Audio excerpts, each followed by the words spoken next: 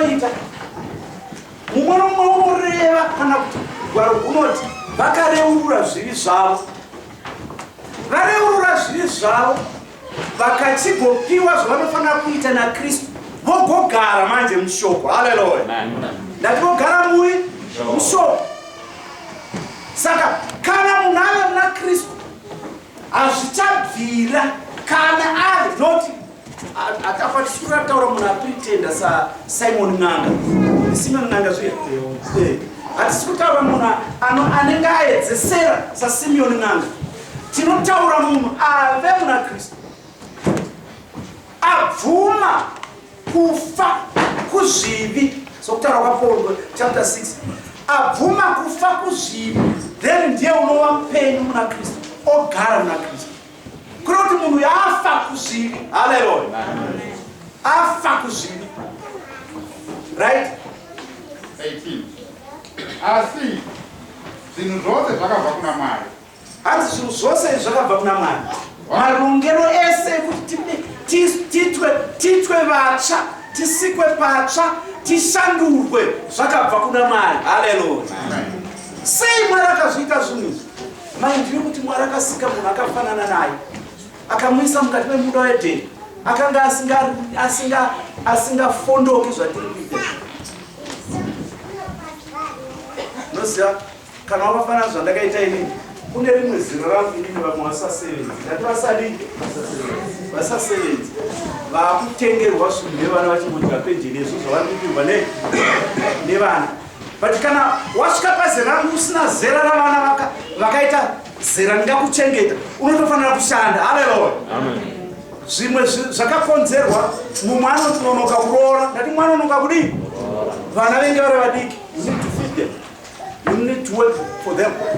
Like inini ndogara ndichinamata kuna Mwari kuti ndachida kuti hope apedze chikoro daisa kuti ndikangotiregedza ndirarama hope apedze chii. That's my prayer.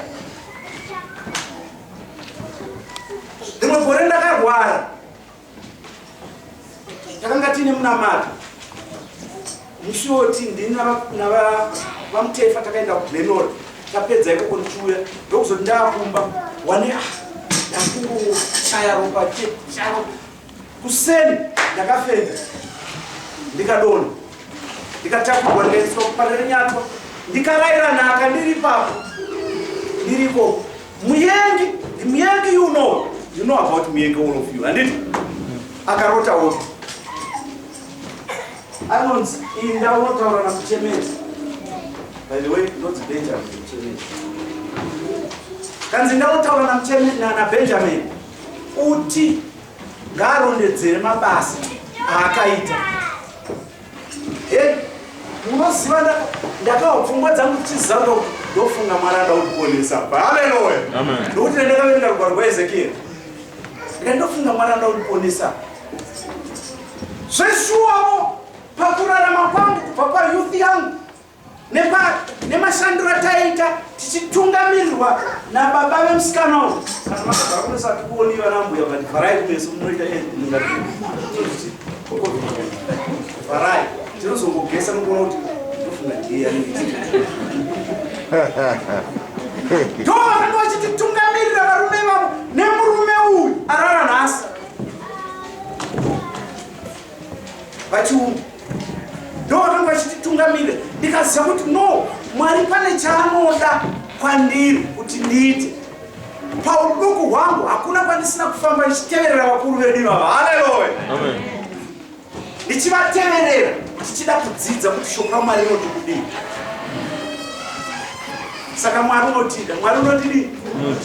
Rakanaka zuva randakatenda muna Jesu nokuti rakandisunungura pamurayiro wezvivi norufu kuti ndinzi ndiri mwana waMwari.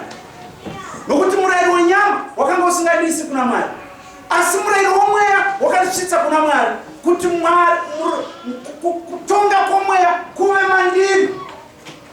Zvino zvave kwandiri kurasa ndakachibata vachimunyemba vaitiwo chave chimhuru chave ching'ombe kushaya kutonga urema hwacho. Kana wangobuda mumvura uri munhu apinde akarorwa dambudziko riri pavanhu runoita kuti munhu asaitisa abereko kuvanza chivi kuchichengetedza. Haleluya. Kuvanza chivi kuchichengetedza. Vamwe vana mapurani anoti chivi changu ndochibvuma ndoga, hanzi ndochiita sei? Iwe benzi notibvuma wega. Muna Jesu hamuna izvozvo. Haleluya. Muna Jesu munoti vakauya vachireurura zvivi zvavo. Inepadzanguvanga. Yes, vaidudzira nomuromo wavo. Vareurura zvivi zvavo. Mweya mutsvene unogara pavanhu. Nokuti wave nenzira. Nokuti matsvairwa manaka. Haleluya. Manaka. Saka hanzi nevanyori vakanyora bhebha iri. Vakomana vasikana. Chindaira kaimba vakomana nevasikana kuti Zimbabwe. Kune vakamuziva Chindaira Chicks. Ari paMozambique paita kaimba iyo isusu takanga tiri mfano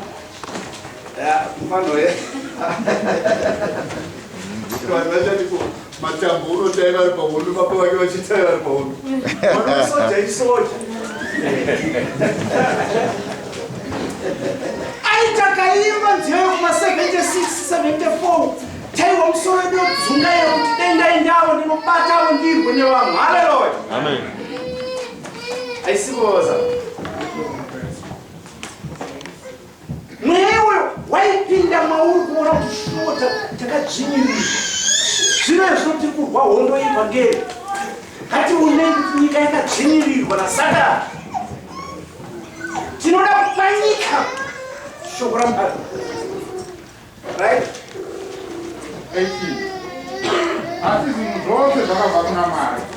Wakatiyananisa naye naKristu. Akatipa mireko kuchama akatiyananisa. Kuyananisa moti kuita sei pachirungu? Reconcile. Reconcile ndiko. Akatiyananisa.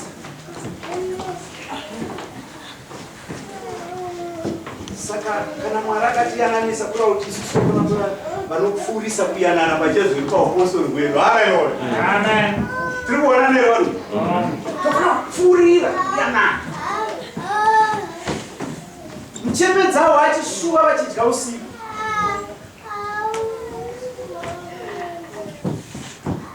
Arwe mukati momweya wavo pasina kana shoko raanoisa pavari.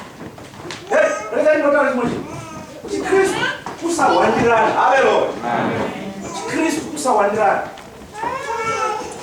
Munhu atadzi kutaura ndinogona kutadza kutaura, asi ukaenda uchimuna usina kutaura kuti ndakukanganisira, you are wrong. Ende iwewe ukatakura kutukwa kwaitwa nomunhu, iwe ndiwo uri mutrabhuru riyabenza zvari kuziva.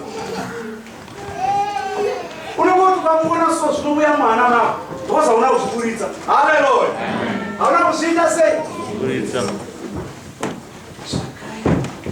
Paul ataura kuna Timoti, hanzi vanhu vatava vasingadi Mwari, vasingadi dzidziso yaMwari, vasingadi kuyanana. Vasingadi kudini?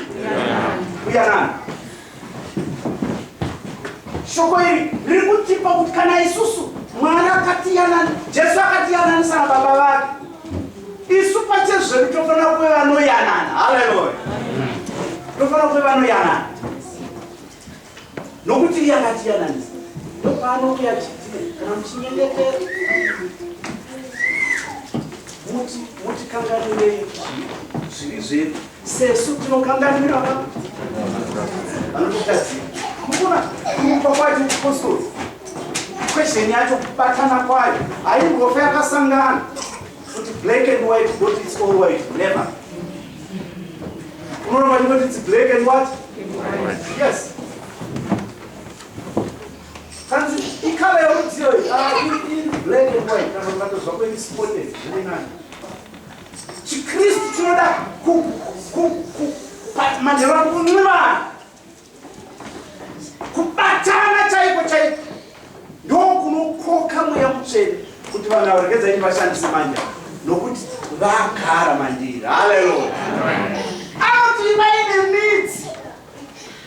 Hakuna musi watichaona tave nemidzi inonyura pasi apa. Midzi muhana dzedu. Ndozvinotsvaka chidzidzo ichi. ndozokutsvaka chidzidzo ichi kuti vana vevapostori tibatane tigone kuyanana nokuti Kristu akatiyananisa naMwari zvanga zvisingaite kuti Mwari tidzokere kuna Mwari.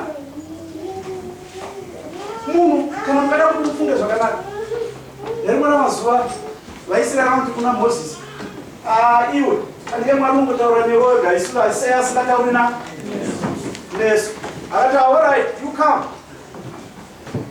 Pavakaona zvinhu zvozvo zvisina kumira vakati hatichai enda hako iwe unodiwewo unotaura naye wogouya uchitiudza wototaura iwe kuti wogouya uchitidii kukumbira second hand information usingatora the right information. Jesu auya akauya ne the right information direct kumunhu anotaura newe personally kuti iwe kana uchindida uchachengeta mirayiro yangu. Haleluya. Kana wachengeta mirayiro yangu ndichauya kwauri ini naBaba toita ugaro hwedu mauri. Saka inzwa kuti Jesu ari mandiri. Kuti unzwa kuti Jesu ari mauri unonzwa une pfungwa yokufunga zvinhu zvoumwari. Haleluya. Unonzwa une pfungwa yokufunga zvinhu zvoumwari. Kana Namai vanogoniroona.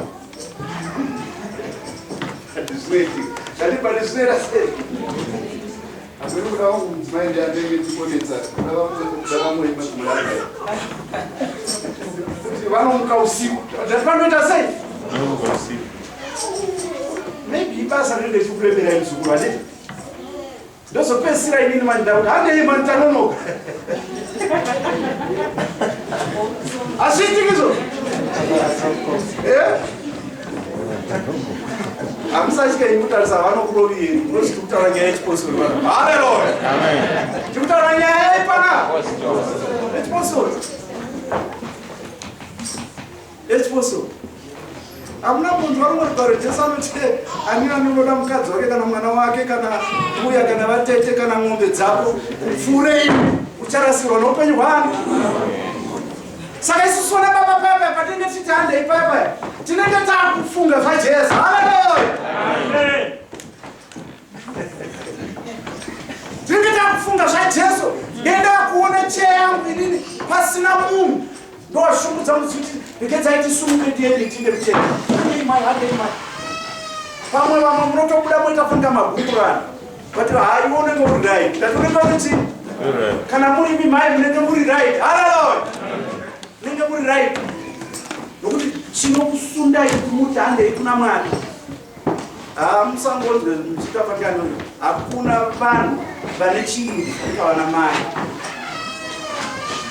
Varume vakaenda vakanohwanda asi vana Maria Magadharena vakaenda kugwirwa. Haleluya. Vakamukira kugwirwa. Why? Vakanga vanzwa shoko raiviri mavari vakaziva kuti munhu yakati uchamuka. Saka nhasi vakaverenga mazuva kuti Thursday, Friday, Saturday kuda kuti nhasi shoko kusiyana anofanira kunge amuka. Hatingazvizivi kana tive temumba medu. Handei vasikana. Hanzi handei chii? Ndiani musikana akachenjera amboimba? Hapana vakachenjera. Watakura kuimba Jesu ikoku usikuimba akeye kauka itomo shatezuona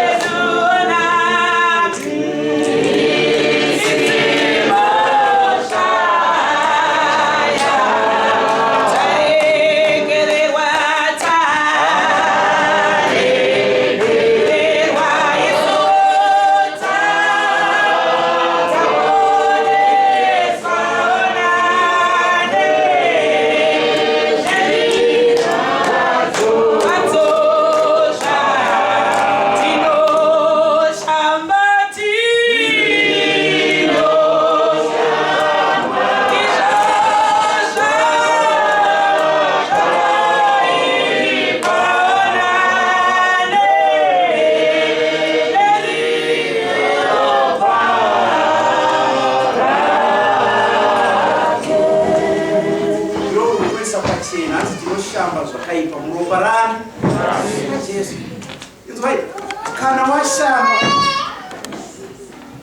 handosava kuna mwana anoti kana vachigeza pamunhu nzeve dzinosara sipo yakadi hayo yakazara mumwewo unokangamwa kumusana chaiko sipo inenge iriko kushamba zvakaipa kana kugeza geza chaiko. Haleluya, Amen.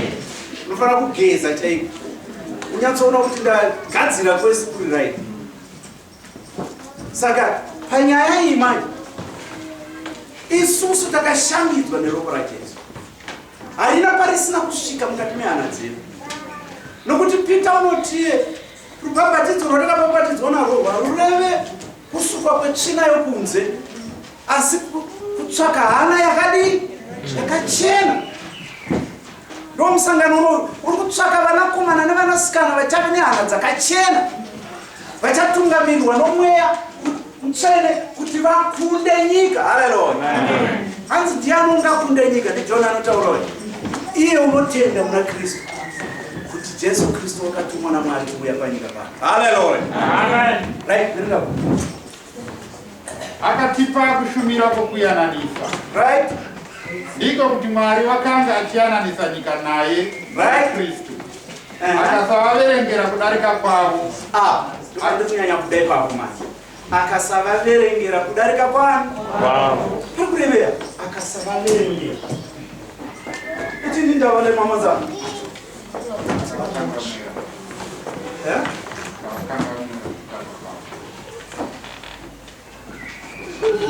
akasavaverengera akavakanganira tauro usingavatyi akasavaverengera. Vanhu hativerengerani, hatamusai, hatidesei, vanoverengerana havasi vana vani, asi vanhu vasingaverengeri vanhu vana vani vaMwari. Imbobvunza ri padhuze pako, tine mufananidzo wakanaka. Munhu wandinogara naye, the best next of kin of mine is my wife. Handitika my kids. Handitika ivava vandikavakanganira zvavanenge vanditadzira, naivo vakandikanganira zvanoenda vatadzira kureva kuti imba yani. Haleluya, imba yani yaMwari. Tosumuka neguru mususu rangu irori, toenda touya kuno kuchechi. Haleluya, pamwe waita handingati manzi. Everyone has got a job to do here. There is no one asina chigaro muno. Vamwe vaimbi, vamwe varoti, vamwe vaprofita, vamwe vanoparidza imomo kunyanga asina kunzi takugadza kuve muparidzi. He's a great preacher. Saka nokudaro manje tasumuka tauya muno, gurupu rangu ira ndauya naro rinofanira kurakidza ava kuti isusu tiri vayanani. Haleluya, ukuti sei ukunzwanana kwevanhu ava kunodai mumba mavo kunzi aiwa vanhu avanonamata ava mani. Ndakamboposa ndafara muzukuru tiri kumatswano kanzi kati machiswano chinombondidzora kandiwewe hausiyani nomukadzi wako. Mumwe akambondikumbura fese kenda ndikutaura yakambondikumbura akanditi uyu mwana wako kana kuti mukadzi wako.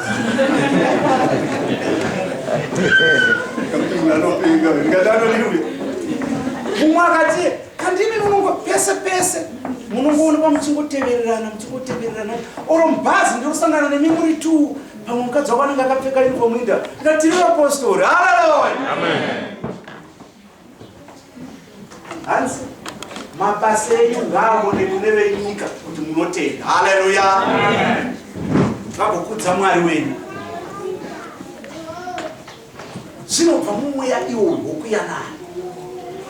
Zvino kana ndauya muno muchechi negurupu rangu ndikauti tave kumba ndoritora nota unoona mudhara mugenya weyo mudhara weyo kungobata hedu naye bata zvakanditadzira stereka akandita sei uri kumuverenga uri kumuita sei nokuti uri kuti aka yatinonzipasi handiti hauna kuenda kunomuaprocha kuti wanditadzira 1 maybe wakaenda but hausi kuda kuregerera. Zvinoramba zviri mupfungwa dzako kuti munhu anenge akadaro ane pfungwa yake ine kamwe kapunishment yainoda kupa munhu iyeye. Haleluya. Bhuku yati takapiwa kushumira kwekuti kuti vhangeri yedu ndeyokuyanana. Haleluya. Takapiwa kushumira kwokuyananisa nokuti isu takayananiswa naMwari. Right? Pfurai. Akatipa isu shoko rokuyananisa. Right? Yapera. Ezekiel. Pane imwe chapter.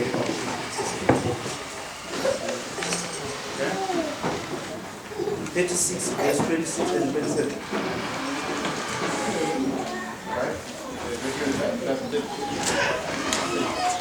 Ndichakupa ivo moyo musa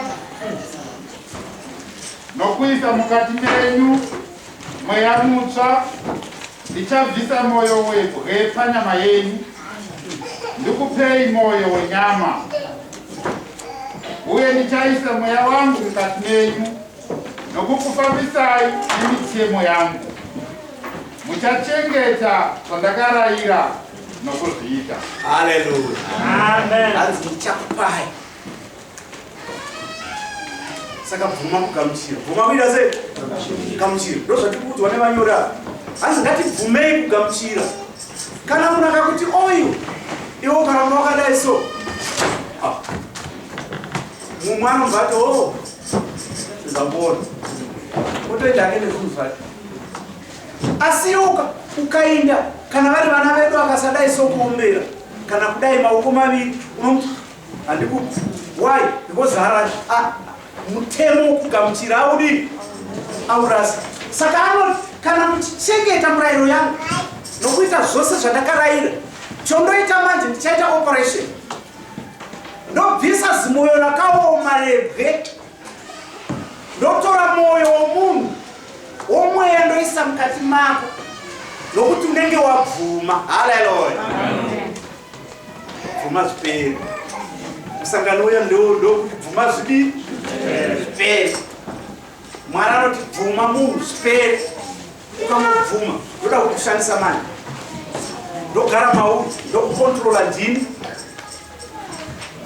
Nokuti pane umwe mutauro unoti kana handisisirini ndinorarama, asi Kristu ndiye unorarama manani mandiri.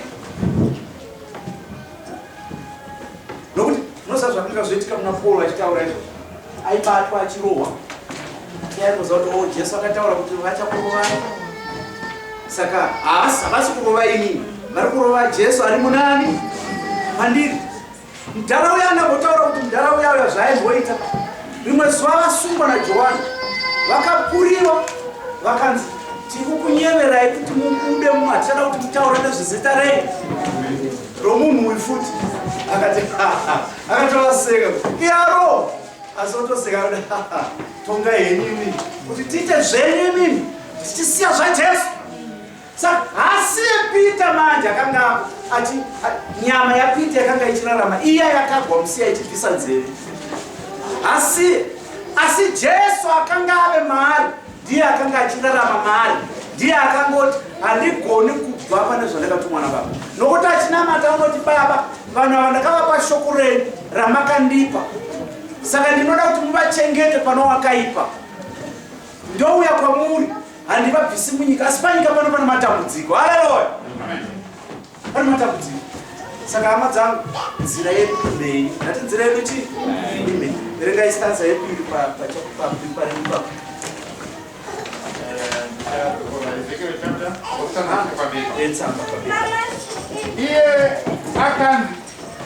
Iye akanzi ndichagara muhana dzevanenge vatenda, nokuti ndimo mutembere make. 1 Corinthians chapter 6 verse 19 and 20. Ndicho chiratidzo chekutanga chatinozivisa kuti tinaye, uye iye anesu. Kana tichigona kusandura mafungiro edu neshoko raMwari, tinogona kukunda nyika.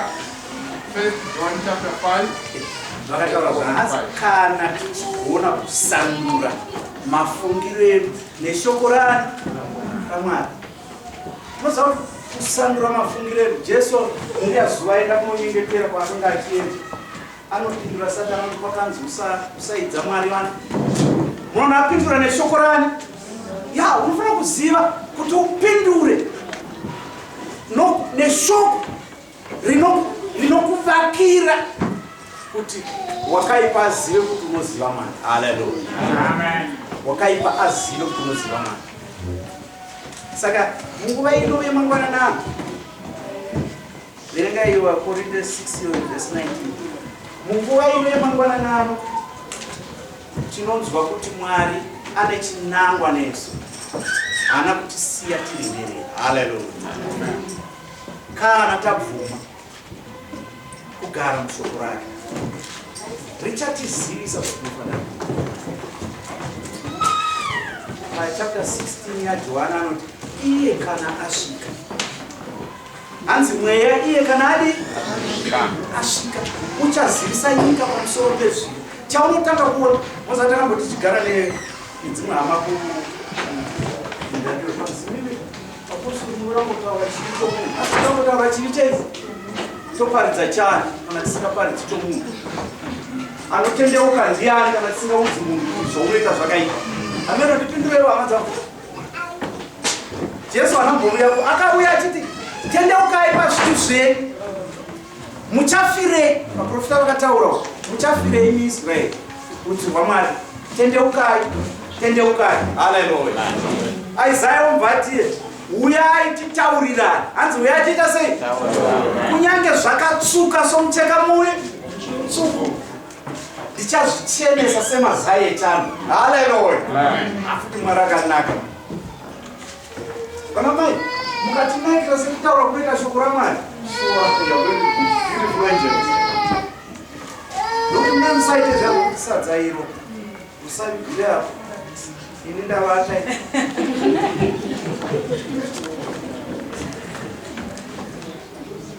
Vana baba, tikatevedzera zvoita shoko raMwari, ava vanhu ava tichavatonga zvakanaka, nokuti takanzi tiri pamusoro pavo, tisu mahedhi. Zvino yedu misoro ikave ndiyo yoenda kusure, toti shure kuinde mberi tombo zvaipa. Vana mai, Pauro unoti idai varume venyu chaivo. Haleluya. Hanzi pudzai varume venyu chaivo. Handii munoiparidza iwe. Pudzai varume venyu chaivo. Haikona kuti kwai mufundisi ndiye special kupinda murume wangu mambara. Haleluya. Amen. Harina chimwe chirakavanza Bhaibheri chinoita kuti mweya waMwari ugare mumuviri. Idai varume venyu chaivo muzvirakidze rudo rwavo chaivo rwakakwana. Why? Nokuti ndivo musoro wemba. Haleluya. Imiwo varume, Kristu ndiye musoro wenyu. Saka kana uchida Jesu, haugoni kuvenga chaakasika. Haleluya. Haugoni kuvenga chaakasika. Unotochida. Harina kwakasiya.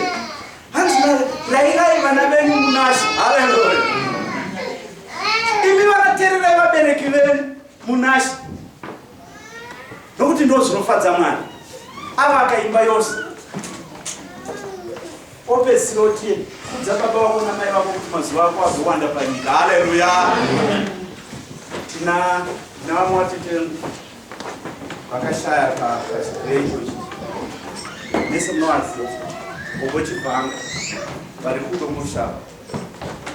Mai vaya ini ndakavaziva handi vanhu akawanikwa kamuenda kwaakawanikwa vanhu mugoni mumwe mune muchofungidzira kuti ihama yangu kana kuti ungouya pano zongonzi hama musingazivi kuti sure these people are related.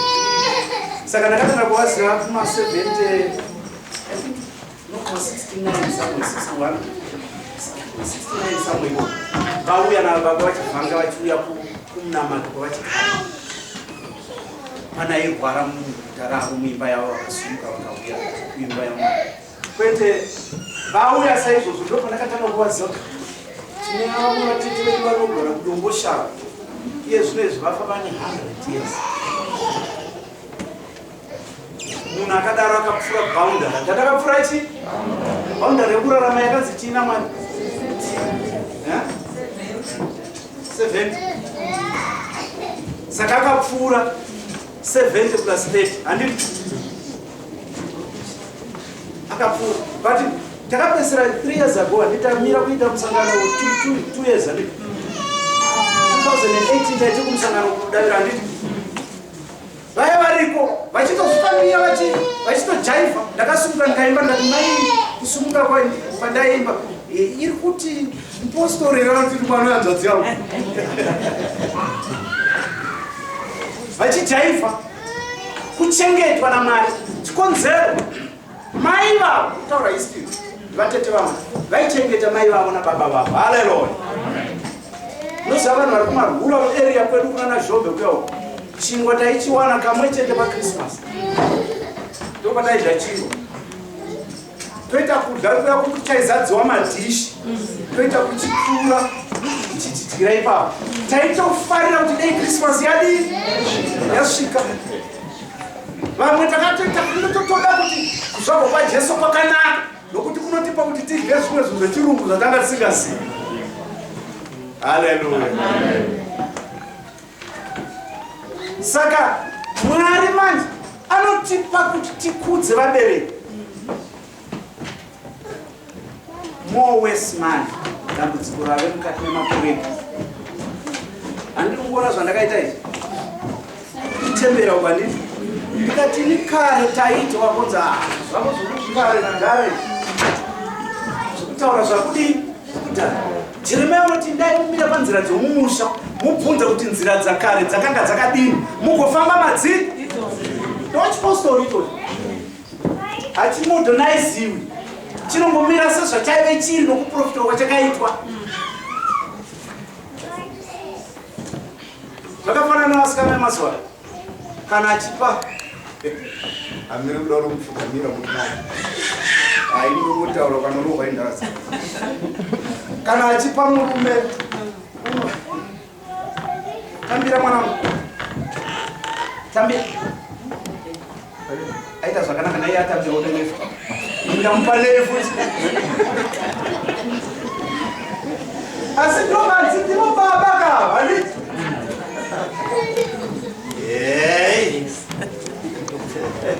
munandiziya kotana mungu inoda kuti tiite sezvarinoda kuti tigonopinda. Haleluya.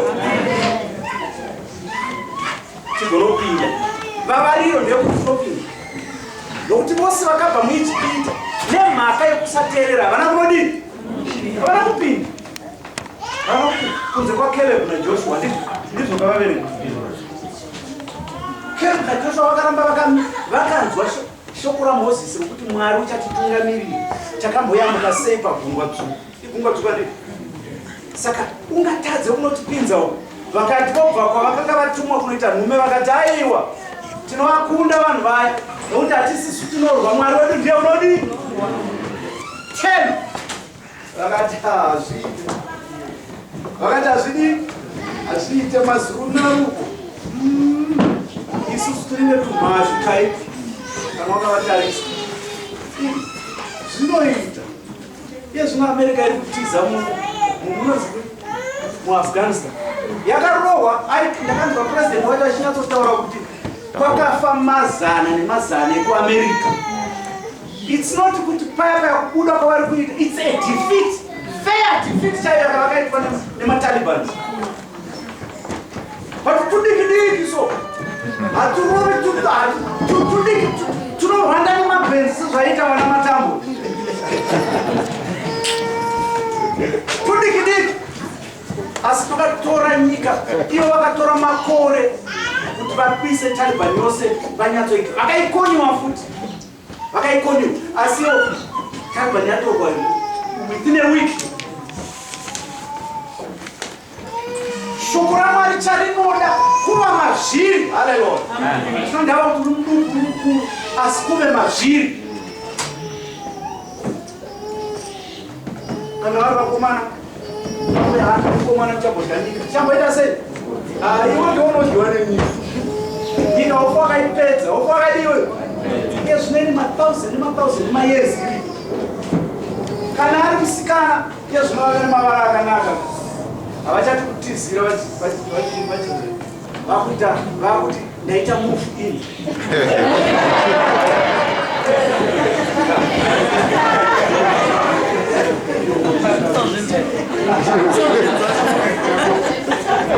havachati kuti pai ndakatizira hanzi kutizira chinyakare asi ndaita move in kumodonaiza kutizira kwacho kufadze nokuti anoda kuita chinhu chaasingazivi chinorevera. Haleluya! Saka shoko raMwari zvariri kuda nezvari kutsvaka kwatira verenga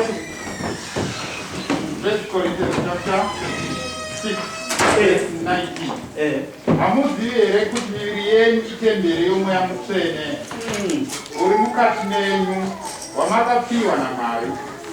Hamuzi venyu nguva dzandapiwa nevakuru maimba next time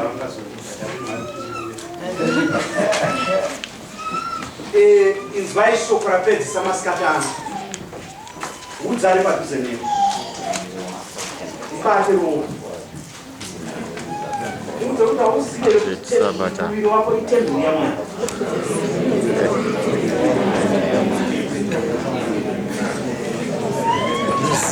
Andifuna kuti isu sakati kuti muviri wangu ndo wangu asi